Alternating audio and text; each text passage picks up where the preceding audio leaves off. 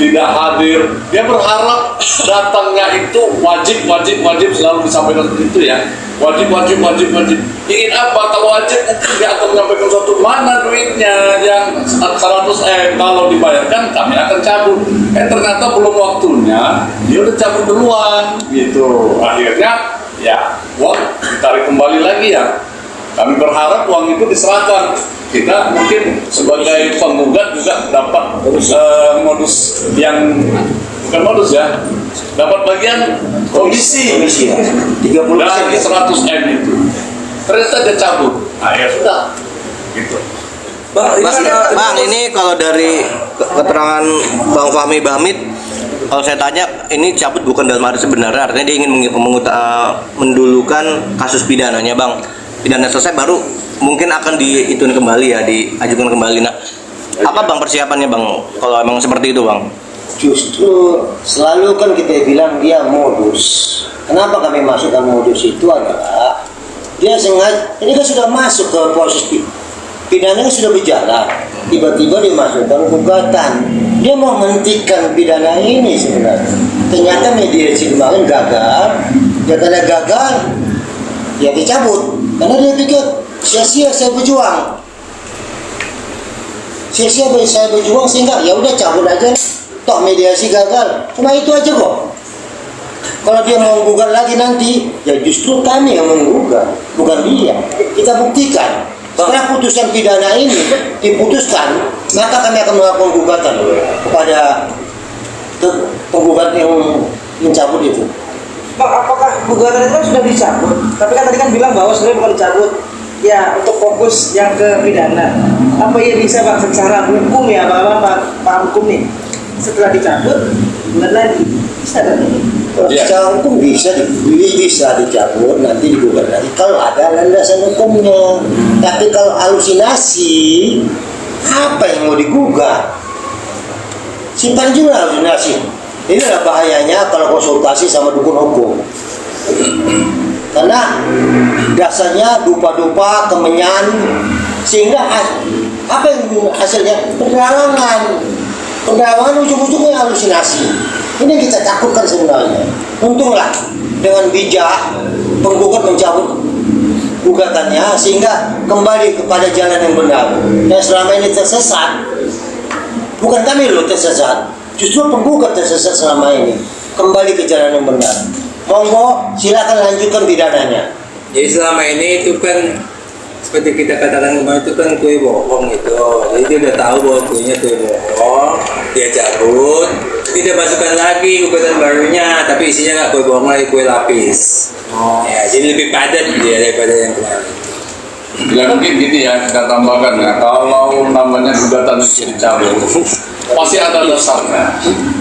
Dasarnya edukasi kita dari ke teman-teman ini, ada umumnya diketahui kalau pencabutan itu telah terjadi perdamaian, para pihak rela bahwa tidak melanjutkan perkara ke pengadilan.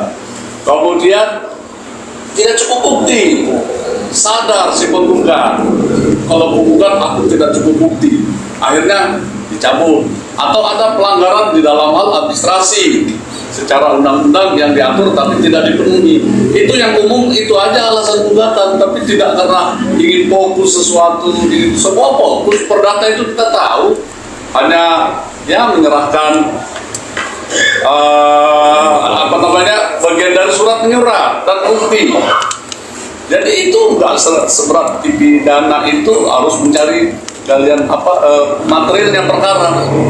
Jadi ya kalau memang itu dianggap perdatanya tidak memenuhi syarat atau kurang bukti, ya sah-sah saja dicabut. Kita silakan aja, ingin tahu tadinya apa sih dalil mereka ini membenarkan gugatan yang setebal katanya hampir 100 sekian halaman itu ya. Pak, sepanjang sidang wan prestasi ini kan abang-abang yang ganteng ini kan seperti ya kita kan kemarin minggu lalu dibentak, ada marah-marah segala macam gitu, bahkan abang disebut aki-aki, belum ganteng ya Bang Robert ya kan. Ada rencana kan ya Bang untuk ya udah gugat balik dalam hal apa sih, bukan karena perkara pribadi Bang, tapi memang karena nggak masuk ke inti sudah merugikan segala macam, ada nggak niatan? Jadi begini, kawan-kawan ya. Satu yang menurut kami yang kami tersinggung adalah dibaca itu perma. Ada disampaikan seperti itu. Saya perlu bertegas. Perma nomor 1 tahun 2016. Ya nanti yang nonton semua ini di googling kebenarannya apa yang saya sampaikan. Di pasal 6 ayat 4 huruf D dijelaskan tentang sahnya penggugat maupun tergugat dalam hal ini prinsipal tidak dapat hadir ataupun hadir karena tuntutan profesi. Ya saya ulangi, Perma nomor 1 tahun 2016 di pasal 6 ayat 4 huruf D. Kemudian terhadap kami sebagai kuasa hukum jangan disampaikan, dikeluarkan, nggak ada itu aturan di dalam pasal Perma nomor 1 2016. Yang ada kewajiban kuasa hukum di pasal 18 ayat 3. Ketika para prinsipal ya para pihak penggugat dan tergugat tidak dapat hadir, tapi sebagaimana pasal 6 ayat 4 huruf D dapat dikuasakan oleh kuasa hukumnya. Itu diatur dalam pasal 18 ayat 3. Jadi kalau kami disuruh dengan baca perma sementara pihak seberang tidak menyebutkan pasalnya, ini kita sesat. Yang kedua yang saya mau sampaikan kemarin ya, saya nggak mau bilang hati-hati, Opung Robert ya. Opung Robert kemarin ya, dia sampaikan kecewa terhadap kuasa hukumnya. Ya benar, karena ada kewajiban kuasa hukum dalam Perma nomor 1 tahun 2015 di pasal 18. Tolong nanti di-googling. Yang kemudian salah satu yang harus dilaksanakan dalam mediasi tidak dilaksanakan oleh penggugat, yaitu di pasal 7 ayat 2 huruf D. Dia tidak menyerahkan resumenya. Kemudian di pasal 22 ayat 1 disebutkan hakim mediator akan merekomendasi para pihak tidak melaksanakan ya, dengan tidak baik sebagaimana pasal 7 ayat 2. Nah kalau kemudian ini menjadi salah satu indikator dicabutnya gugatan, tidak benar. Kenapa?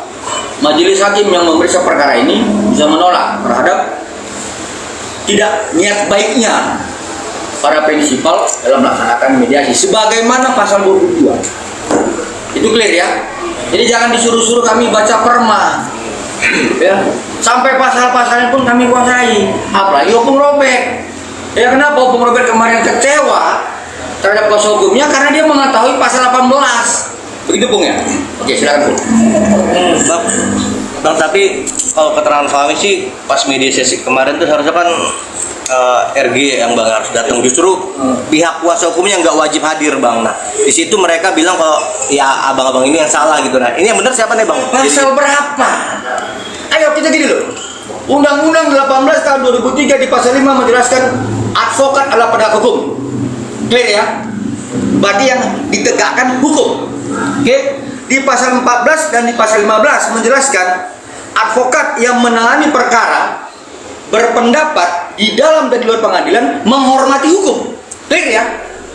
Jadi kalau ada advokat yang berbicara tanpa fakta hukum, apa namanya? Klor. Apa namanya itu? Oh, saya clear ya. Berdasarkan fakta hukum, penegak hukum. Ya, saya katakan Perma nomor 1 2016 di pasal 6 ayat 4 huruf D. Ya, sah tidaknya kehadiran para prinsipal. Kedua, di pasal 18 ayat 3, kami sebagai kuasanya. Kemudian dalam tatanan beracara di pasal 123 Hirizen Timnas Reglement. Lah apalagi yang harus saya sampaikan? Nah jadi kalau misalnya sesuatu hal yang dituduhkan kepada kami dengan hal-hal menuduhkan, mengatakan kami tidak benar dan hal-hal yang lain, pasal berapa? Undang-undang berapa? Peraturan nomor berapa? Clear ya? Iya. Yang lain? Sebagai penutup, ya. Harapan kami nanti kan Senin sidang, ya, sidang mediasi itu undangan yang kami terima. sidang pokok perkara membaca gugatan tanggal 21 itu. Harapan kami supaya janganlah gugatannya betul-betul dicabut, ya, supaya komedi kita jangan berakhir sampai di sini.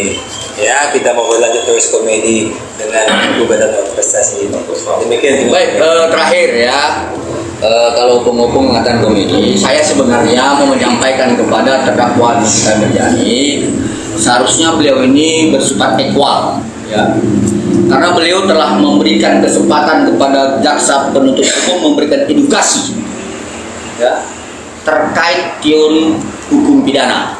Saat itu dalam jawaban jaksa penuntut umum terhadap eksepsi dari penasihat hukum terdakwa ada menyebutkan sebagaimana ada hukum dominus litis, kemudian menyebutkan 144, KUHP 156, kemudian bagaimana 369 itu dapat dirubah 2368, kosannya itu kan salah satu kesempatan bagi jaksa penuntut umum untuk melakukan pendidikan hukum dalam persidangan. Kami tidak diberi kesempatan. Nah, padahal kami mau memberikan pendidikan hukum bahwa 1866 KUHP Perdata adalah merupakan alat bukti di dalam persidangan perdata. Dalam 1243 KUHP Perdata, dalam 1320 KUHP Perdata, dalam 1239 KUHP Perdata, penting untuk seorang advokat memasukkan unsurnya untuk melakukan gugatan wan prestasi. Karena apa? Karena kami takut pendidikan hukum yang sudah selama ini dilaksanakan melalui perkara terdakwa Nikita Mirzani membuat sesat hukum. Salah satunya, kalau menguji pasal 369 adalah pencemaran nama baik, itu di Mahkamah Konstitusi, bukan di pengadilan negeri. Ya, uji di Mahkamah Konstitusi. Majelis Hakim, 369 itu bukan pencemaran nama baik, bukan pengancaman pencemaran, tapi pencemaran nama baik. Di sana ngujinya, bukan di pengadilan negeri. Nah, silakan masyarakat yang melihat kalau kami salah, buktikan, buka di Google, ya, laman putusan Mahkamah Agung tentang pasal 369 ayat 1. Saya pastikan disebutkan di situ adalah pengancaman dan pemerasan. Yang kedua, saya mau sampaikan, selain bab 23 di pasal 368, 369, saya mau kasih contoh ya. Di bab 24 ada pasal 372 dan 374 tentang penggelapan. Ya. Satu penggelapan yang diperoleh dengan tidak cara jahat, satu lagi dengan jabatan. Nah, kalau kemudian cara ini dipersoalkan, hukum kita akan sesat. Biarlah KUHP itu seperti itu narasinya, jangan dipersoalkan. Ini akan menjadi pendidikan hukum yang sesat. Kalau mempersoalkan isi narasi dari pasal itu, silakan di Mahkamah Konstitusi. Dari saya demikian tuh. Bang, terakhir nih Bang, penegasan Bang, mau mewakili penonton nih Bang. Mungkin gak sih Bang seorang RG akan datang atau adakah agenda yang mewajibkan RG datang gitu? Itu aja Bang. Ada Bang. Nanti setelah besok kan Kamis, itu kan putusan serah. Jika putusan serahnya bahwa diputuskan lanjut, maka selanjutnya adalah saksi korban. Berarti minggu selanjutnya pemanggilan, minggu depan berarti saksi korban. Tanggal berapa nggak tahu ya? Tanggal berapa nggak tahu. Oke, baik. Bang, bentuk kecewa. Udah kecewa Kita nggak bisa apa mengajak ilmu jadinya. Masih kecewa juga. Saya tadi udah bilang nggak bisa ngasih edukasi hukum.